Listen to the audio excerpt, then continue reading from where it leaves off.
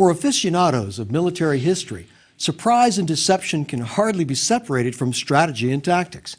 Deception, in fact, is a routine part of life. If information is power, then disinformation and deception can confer upon us even more power. In sports and politics, business and war, it's a virtue to surprise your adversary. From the Trojan horse to Pearl Harbor, to MacArthur's sudden landings at Incheon, to General Schwarzkopf's famous left hook during the First Gulf War in 1991, surprise and deception have played major roles, sometimes decisive roles, in conflict. Stratagem and surprise have been a part of war since there have been wars. Surprise is a bedrock principle of war of every major military establishment in the world, and rightly so. The stratagem is called upon in wartime, not as an end in itself, but as a means to achieve that much-sought goal in tactical warfare, the surprise. Probably no other principle of war can multiply combat power as effectively as a surprise, well-planned and well-executed. Every country does it, and every country has its own name for it.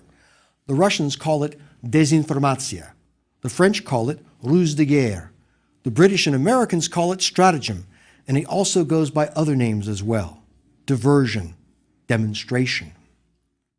The great commanders, Hannibal, Alexander, Caesar, Genghis Khan, Marshal de Saxe, Napoleon, Stonewall Jackson, all of them incorporated stratagem into their battle planning, and they did so with the objective of achieving surprise. Deception, in fact, has been called the bodyguard of surprise. Until the rise of general staffs in the early 19th century, the source of surprise was the intuition and imagination of the great general. Stratagem and surprise were almost exclusively the province of great warrior minds. And then there came a period of time when stratagem and surprise fell out of favor among the leading generals. From the dawn of the 20th century until World War II, surprise and deception was simply not part of the repertoire of what generals did. The initiation of surprise and deception was the exception. The leading generals of the day did not do surprise. The author of a great book on stratagems, Barton Whaley, laments that, the commanders appointed to send the big battalions to glory, Joffre, Nivelle, Foch, the young Moltke, Falkenhayn, Robertson, Haig, neither used nor understood surprise, much less deception. It was never part of what then passed for grand strategy. There were, however, exceptions. Contemporaneous with these conventional World War I generals was T.E. Lawrence, one of history's great strategic theorists and practitioners, and a decidedly unconventional leader. He is better known as Lawrence of Arabia from his leadership of the Arab Revolt in 1916 to 1918. Lawrence knew that the generals of the time disdained surprise. For the ordinary general of the time, deception and the resulting surprise were not part of the repertoire of battle. Lawrence captured this air of disdain with a famous observation from his masterwork, The 7 Pillars of Wisdom. Said Lawrence, "For the ordinary general, deceptions were just witty hors d'oeuvres before battle." Another unconventional leader of the time was Winston Churchill. Churchill is known for his bulldog countenance, his ever-present cigar, his steadfastness in the face of the Nazi onslaught in 1940 as Britain's wartime prime minister. But Winston Churchill also loved surprise. He was one of the few great practitioners of surprise in war in the first half of the 20th century. Churchill was a deep thinker and an aficionado of one of the most powerful techniques in strategy, the deception operation. It's otherwise known as the stratagem. He was fascinated by technological advances and their potential for epic turns in the tide of war. The tank, the artificial harbor, Mulberry, commando strikes, and wizard warfare, deceiving the enemy by broadcasting deceptive radio traffic. Now let's take a moment to note our distinction between strategy and tactics. Both strategic and tactical surprise contain the same elements, but strategic surprise consists in attacking and successfully disrupting an enemy's mobilization, his deployments, and his grand strategy. But achieving surprise at the strategic level, now this is much more difficult than at the tactical level, primarily because of the scale of operations, the multiplicity of variables, the time involved, and of course the greater chance of discovery. A failed strategic surprise can still retain value as a tactical surprise, although with, of course, considerably less impact. In fact, the difference in impact can change the course of conflict. Here's an example. In 1916, the British had a superb opportunity to break the trench warfare stalemate on the Western Front with a strategic surprise: the mass introduction of a superweapon, a game changer that could have altered the outcome of World War I, the tank. Lieutenant Colonel Ernest Swinton was the central champion of the tank and the tactics that would maximize its impact, and he urged their use en masse to break through the enemy lines, to strike quickly and deeply at the enemy's artillery. In his very words, tanks should not be used in driblets. The fact of their existence should be kept as secret as possible until the whole are ready to be launched, together with the infantry assault, in one great combined operation. But the opportunity for a strategic surprise was frittered away. The commanding generals were oblivious to the power of deception and surprise to multiply the force of an attack, and the generals ignored Swinton. In fact, General Douglas Haig apparently had no sense of the incredible strategic significance of the tank, coupled with its shock value. He demanded that the few tanks available be fed into the attack immediately on arrival, squandering any chance for them to be used en masse in a surprise to break the stalemate once and for all. Instead, a paltry 32 tanks were used in a September 1916 attack at the Battle of the Somme. Tanks were fed into the line across a broad front and piecemeal, or in penny packets, to use the term of the day. The effect was to achieve technological surprise and a bit of local panic as a minor tactical success. Later, writing in his classic treatise on tank warfare, Achtung Panzer, the armored warfare theorist Heinz Guderian, he was incredulous at the British blundering. Guderian said this: "A very large number of machines was available, and yet no attempt was made to use this force against a single objective. For their own part, the Germans had blown their chances at a powerful surprise in 1915, when they'd used poison gas for the first time. Now, with the tank, it was the British turn to squander an almost unassailable advantage. You have only one opportunity to use a powerful and novel new weapon for the first time, and this example of the tank demonstrates exactly how not to do it." An angry Colonel Swinton had this to say: "With the example before us of the stupendous mistake of the Germans in first releasing gas over a short sector, we, 16 months later, with our eyes open, committed a similar error. We threw away a surprise." And it was not until a year later that the British mustered a mass tank attack utilizing new tactics at Cambrai. With 324 tanks, they achieved a tactical surprise and breakthrough, and gains that superseded in one day all that had been gained in the previous 4 months of the bloody Battle of Passchendaele. But the opportunity for a powerful strategic surprise had already been lost. The Germans had already developed countermeasures and were beginning to produce their own tanks. The secret of the tank had been revealed to no good end, and for a minor tactical purpose a year earlier. Surprise was forfeited, along with the opportunity to decisively alter the course of World War I. Now, your dictionary of choice offers benign descriptions of surprise: to encounter suddenly or unexpectedly, an unusual or unexpected event. But it's not that simple. Within those mundane words lurks power. We should consider the rich possibilities offered by surprise in all situations of conflict or of competition. Surprise is the gap between what we expect will happen and what actually does happen. We want to close that gap. Our enemies want to widen that gap, or conversely, we want to widen the gap for our surprise, and our enemy wants to close it. In short, mind the gap. Strategic surprise is not merely the unusual or the unexpected. It is the gap in expectations that you or an opponent create and exploit, quite deliberately. Uncertainty is already one of the greatest worries, whether in business, in the military, or in politics. How awful, then, to discover that our enemies are doing their very best to increase our uncertainty.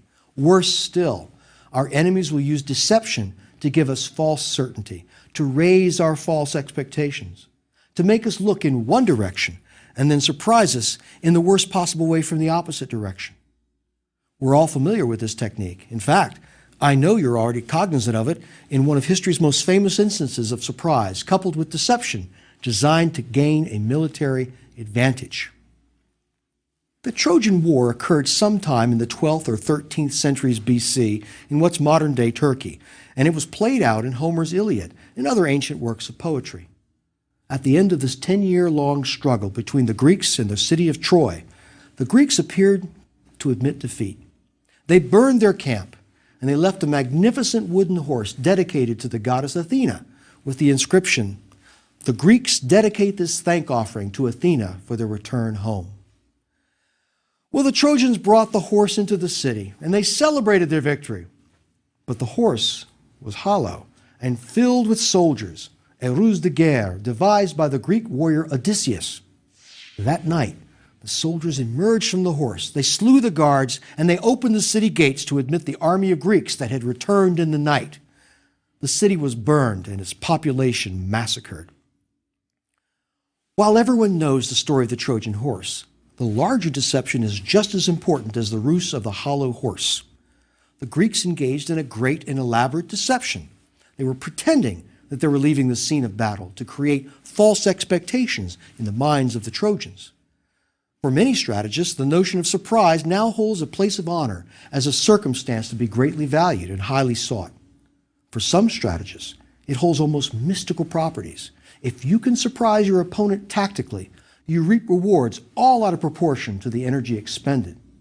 And at the strategic level, surprise is much more difficult to secure, but the rewards of successful strategic surprise have potential to win not only the day, but for the longer term as well. Surprise performs a valuable function in strategy. It can rescue a seemingly lost position from defeat. It can act as a force multiplier. Well, surprise is really a combination of factors working in tandem with each other, synergistically. The gap between our expectations and what actually happens can be wide or it can be narrow, depending on a number of discrete factors of the unexpected that yield 5 types of surprises. All 5 of the surprise types are linked to expectations: intention, time, place, strength, and style. Each of these types of surprise can be linked to deception that creates the wrong expectations. In general, deception is an amplifier of surprise. Other tactics can also help generate a surprise for us, including stealth and ambiguity.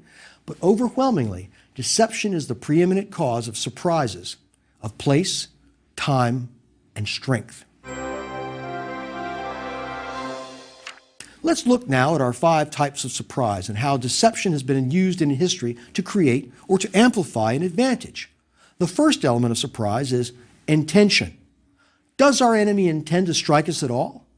This is a yes or no gateway decision that makes possible all of the following types of surprise. It's a precondition that undergirds the 4 other types of surprise. What is the enemy intention? Will the enemy attack? The second type of surprise is that of timing, striking when the enemy does not expect us. Here's an example of strategic surprise that illustrates both. One of the most infamous examples of surprise in combat was the Japanese attack on Pearl Harbor on December 7, 1941. This attack on the Hawaiian Islands attempted to destroy the United States' naval striking power in the Pacific, and it brought the United States into the war on the side of the Allies. The term Pearl Harbor has become synonymous with treachery. And yet Pearl Harbor stands as the classic example of successful strategic surprise. It involved deception at both the strategic and the tactical levels. At the very time that Japan's imperial fleet was steaming toward Hawaii, the Japanese ambassador was seeking further negotiations in Washington with Secretary of State Cordell Hull. The Japanese successfully deceived the United States, for instance, in believing that no attack was imminent.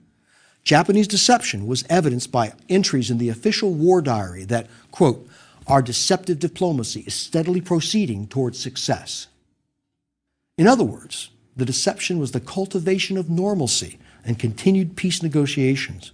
But in fact, the Japanese deception extended to their own diplomats in Washington, Nomura and Kurusu, who continued negotiating in good faith. But at home in Japan, the discussions at the Imperial Liaison Conference was cold and cynical and calculating. Here's what a member of the Imperial Liaison Conference had to say. Our diplomats will have to be sacrificed. What we want is to carry on diplomacy in such a way that until the very last minute, the United States will continue to think about the problem. We will ask questions, and our real plans will be kept secret. Japanese timing was impeccable. It came at a time of least preparedness for the defending forces at Pearl Harbor. The attack began shortly before 8 o'clock on a Sunday morning. The Japanese intentionally took advantage of the American custom of the weekend, when most ships were in port and most sailors were on liberty. Now, while there had long been expectations of a conflict of some sort between Japan and the United States, when that conflict would occur was unknown. In this case, Japan seized the strategic initiative and struck at a propitious time. The attack achieved partial strategic surprise and total tactical surprise. There are other sinister examples as well. In France of 1307, King Philip IV devised a surprise operation that led to the mass slaying of the Knights Templar. Philip was in deep debt to the Templars. His solution was to have all of them arrested in a comprehensive surprise operation. They were then tortured into giving false confession and burned at the stake. A 20th century example just as violent was the 1934 Night of the Long Knives in Nazi Germany. This was Adolf Hitler's surprise purging of the leadership of his SA stormtroopers, which had become too much of a threat to his political power. Sometimes the timing of a surprise is such an important component of the surprise itself that it can even acquire a nickname. The timing of the surprise is so well known that it becomes part of the description of it. So we find a paradox, the expectation of a surprise. And in this case, the surprise is not the timing. The most prominent example of this is in American presidential politics, and the event is called the October Surprise. This term entered the lexicon of American politics after a famous example of it in the 1972 presidential campaign between Richard Nixon and George McGovern. 12 days before the election, in October of 1972, U.S. National Security Advisor Henry Kissinger announced in a White House press conference that peace was at hand. He referred, of course, to the Vietnam War. The timing of the announcement just 2 weeks before the election was perceived as a political maneuver to enhance Nixon's already high chances at re-election. Since that time, the October surprise is the expectation that news with the capacity of affecting the presidential election outcome will be released in October. The tactic is to provide as little time as possible for a competitor to respond. While the timing of a surprise is obviously important, the place of a surprise can be equally so. This refers to the point of attack or the direction of attack, striking where the enemy does not expect us. In mid-1944, the war in Europe had reached a pivot point. Everyone knew that an invasion of Nazi-occupied France was imminent. In the east, the Soviet Union was beginning a mighty push against Germany, and along the French coast, facing the English Channel, the Germans prepared for an Allied invasion. Where would it come, and when? The Germans didn't know. The Allies wanted to achieve strategic surprise, which is difficult in an era of modern warfare, and so they helped the process along. The Allies took active measures to create a set of false expectations in the minds of German intelligence. These measures took the form of a vast deception campaign called Operation Bodyguard. The point was to convince German intelligence that the invasion of France would be launched at the Pas-de-Calais, which was the shortest route across the Channel.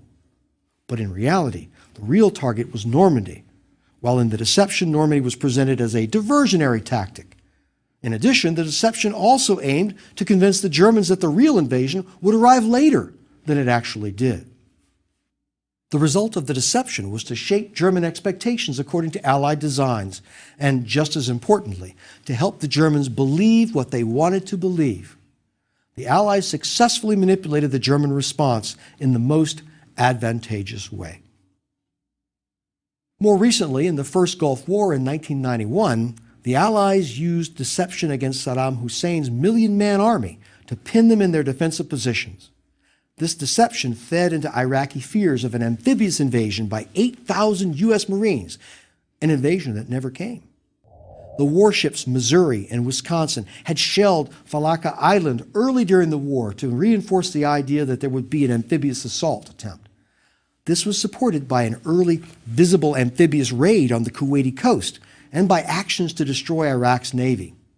The press unwittingly helped in this misdirection by reporting amphibious training, the buildup of troops just south of Kuwait, and then by anguishing over the prospect of World War I trench warfare.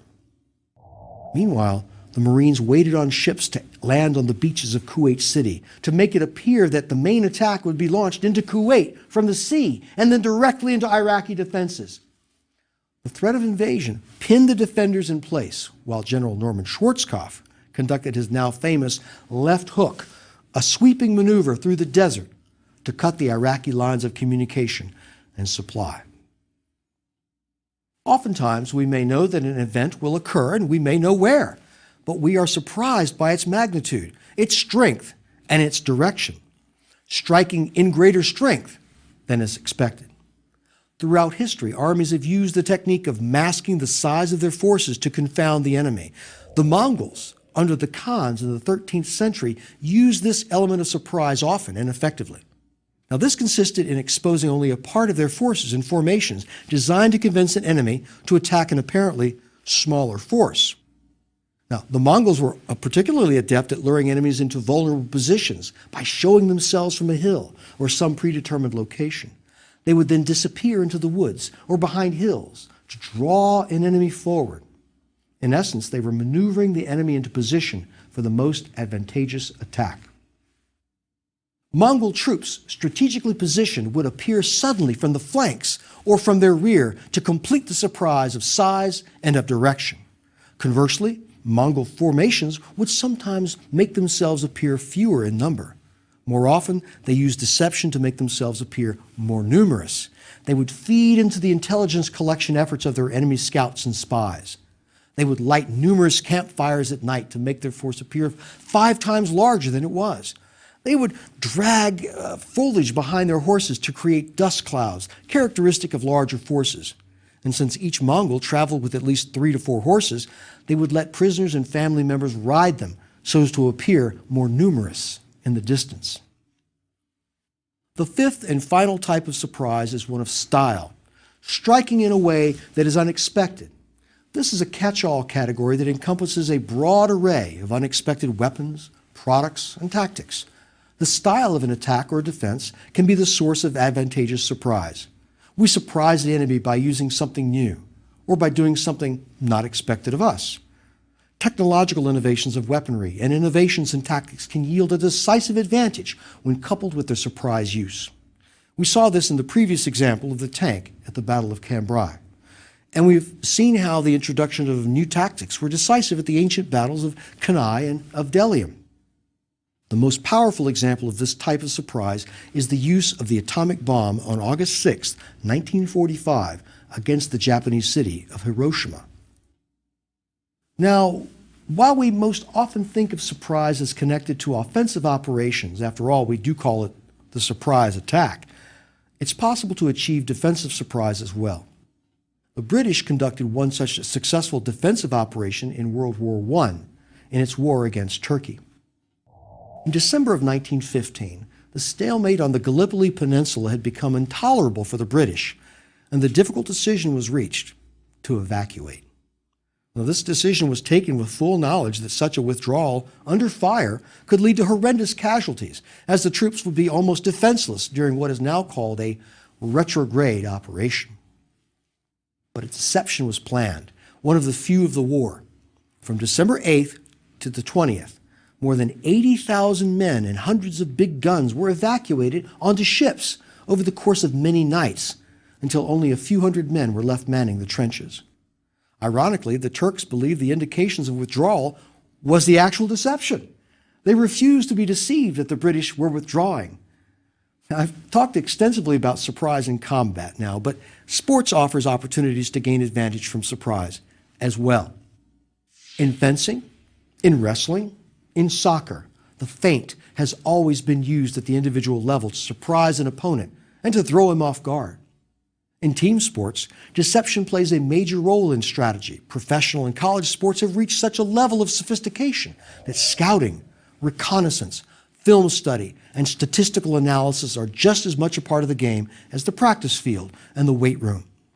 Analysts pore over the tendencies of team behavior in every scenario imaginable, searching for weaknesses and a key to competitive advantage. I witnessed an exciting example of this when I was in college, and it has stayed with me all of my life. I was a young football fan at the University of North Carolina, and we were playing a surprisingly tough Miami of Ohio team in our season opener. The game wasn't going well for my hometown North Carolina squad. Now, things appeared to get worse. Our quarterback, Bernie Menapace, kept the ball on a run to the near sideline, right in front of us home fans. They forced him out of bounds, and he was slow to his feet. He gripped his side, and he limped back to the huddle. A collective sigh deflated the crowd, and we all sat back to await the next play, maybe a timeout for an injury. The officials set the ball on the near hash mark, near the home team fans. What happened next, hardly anyone in the stands expected. Many of us missed it. Our team casually sauntered toward the line, not yet obviously lining up. Our quarterback still nursing an apparent injury. Suddenly the crowd gave a mighty roar. Something was happening. No one seemed to know what. Something down on the field is inexplicable. There was chaotic and confused movement, and suddenly, as if by some divine intervention, North Carolina running back Mel Collins was streaking down the far sideline for a Carolina touchdown. The Miami team was the victim of a trick play, the swinging gate. In this play, the entire offensive line is on one side of the ball, while the quarterback and the running back are on the other side. And in this case, the swinging gate formation had been combined with an additional element. It had been a masterpiece of deception and surprise set up earlier in the week. Officials on the field for the game had even been alerted, so they wouldn't be inadvertently rule against a surprise that was legal. Here's what had happened. In watching film of the upcoming opponent, the Carolina coaches had noticed an odd procedure of Miami's defense. The defensive huddle faced away from the ball, with only the defensive captain facing the opponent. This was a critical piece of information. The Miami tendency to huddle a certain way suddenly became a possible liability, and the feigned injury of the quarterback lulled the defensive captain into a false sense of security. Deception, a surprise with style, and flawless execution of a trick play created a maneuver that won the game. Surprise and deception go hand in hand and can serve as powerful weapons. Surprise multiplies the effectiveness of our capabilities and can yield incredible short-term competitive advantage. Surprises of intention, of timing, place, strength, and style can sometimes win the day for us in one major surprise blow. Deception multiplies the effectiveness of surprise. At the same time, we have to remember that surprise is a two-edged sword. We must be on guard against those self-same types of surprise in case they're used against us. A knowledge of the types of surprise can help us prepare so that surprises are not used against us. Deception and surprise are two of the most effective tools we can use as we continue honing our ability to think and act strategically to gain lasting competitive advantage in the challenges that we face.